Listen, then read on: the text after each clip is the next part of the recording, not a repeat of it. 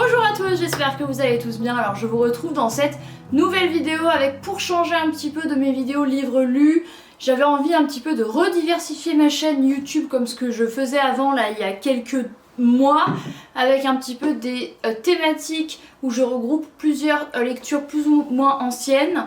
J'avais très envie de refaire ça. Du coup cette fois-ci je vais vous retrouver avec 5 ovnis littéraires. Alors pour le coup là je les ai tous lus récemment sauf un, mais l'autre est quand même très frais dans ma tête. Voilà, 5 ovnis lectures que je vous conseille, qui ne ressemblent à rien d'autre qu'à elles-mêmes. Alors on a 3 titres en français et 2 en anglais, désolée mais j'avais quand même envie de vous en parler de celle-ci. Donc je vais commencer par les titres en français.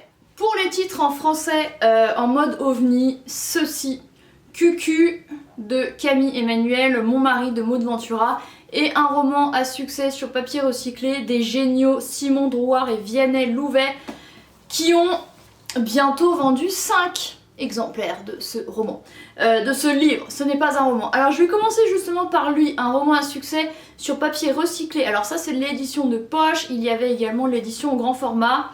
Alors ce qu'il y a de génial dans ce livre, c'est que c'est clairement un petit peu une parodie d'un livre, avec les préambules, les nombreuses préfaces, les postfaces, les épilogues. C'est vraiment une satire un petit peu de certains ouvrages qui durent alors qu'on attend juste d'avoir l'histoire de A à Z.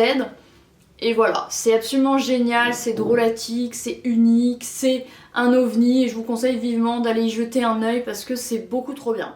Le second livre que j'ai mis dans cette vidéo, c'est Cucu de Camille Emmanuel, également une satire cette fois-ci sur la romance, sur la dark romance, et c'est un petit peu une réflexion ainsi qu'une critique un peu des romans de romance, de dark romance qu'on voit pas mal en ce moment, où les personnages, difficiles de s'identifier à eux, ils sont ultra riches, ils vivent complètement en dehors des problèmes que tout le monde rencontre, qui sont très beaux, parfaits, il ne leur arrive jamais rien, mais surtout il y a également cet aspect un petit peu violent, de soumission, de violence, de séquestration, enfin des trucs quand même hardcore qu'on retrouve dans en dark romance. Je ne suis pas spécialiste parce que je n'en lis pas, je n'ai aucun intérêt pour la dark romance, mais de ce que je pouvais voir sur les pages de mise en garde des romans de dark romance lorsque je travaillais en librairie, il y avait quand même des sacrés trucs absolument horribles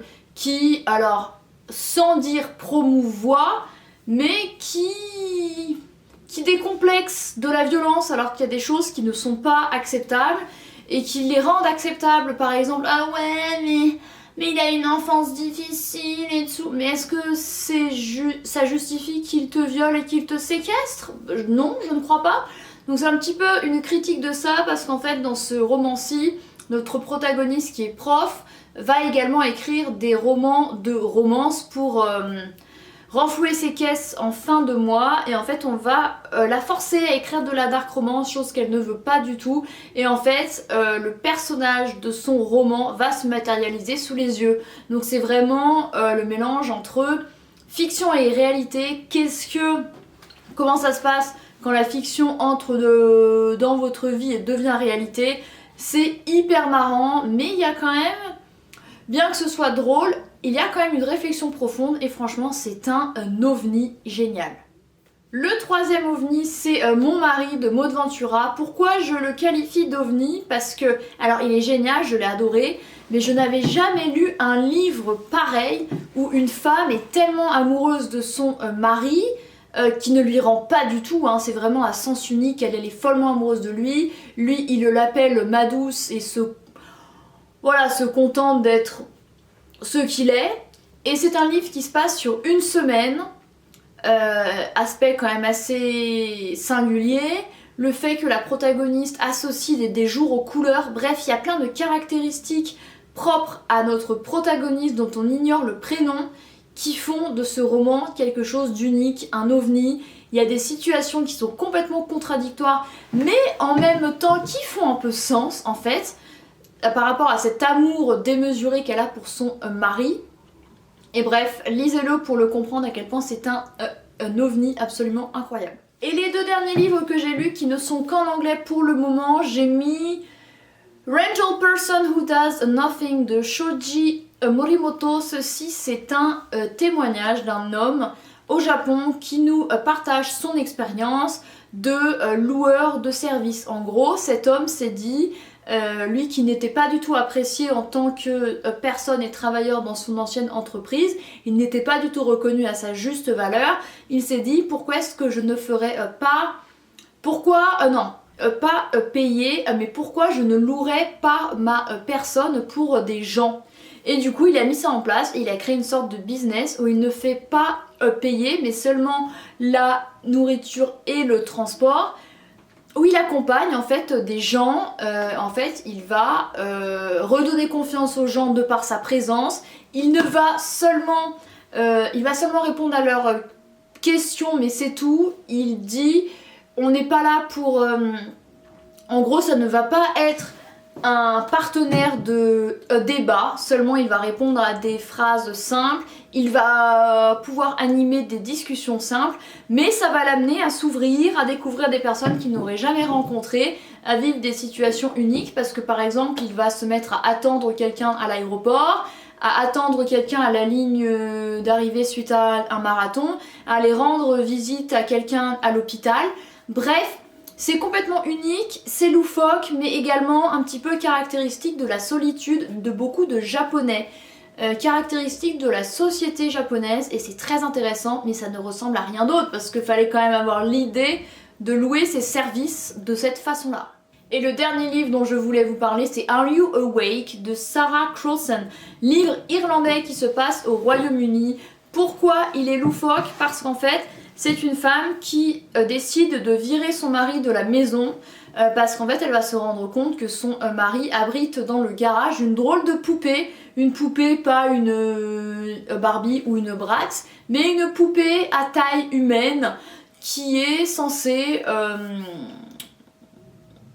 voilà, censée servir à un humain pour faire des choses pas très catholiques. Voilà, j'avais jamais lu un truc comme ça, c'est très original. Finalement, la femme qui s'appelle Dolores va un petit peu adopter la poupée et la mettre chez elle et lui parler. Bref, c'est complètement fou. Je pense qu'il y a des aspects quand même un petit peu... Il y a quand même des aspects un peu réalistes et auxquels on peut se raccrocher, avoir une empathie, etc. Mais c'est quand même hyper particulier et je le mettrai clairement dans la catégorie OVNI. Voilà.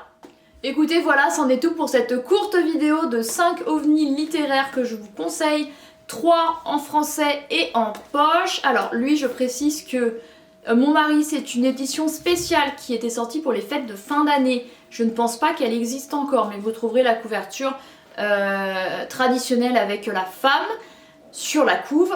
Et 2 livres en anglais, dont un qui est un témoignage, qui sont également très originaux. Voilà, j'avais envie de vous faire une vidéo sur ça, je me suis dit que ça pouvait être cool, de vous donner des idées de lecture qui sortent un petit peu des sentiers battus, et voilà, lire un petit peu des choses uniques et originales. J'espère vraiment que cette vidéo vous plaira, n'hésitez pas à lui mettre un pouce en l'air et à me dire en commentaire lequel de ces titres-ci vous donne le plus envie. Et moi je vous retrouve très bientôt dans une prochaine. Bye!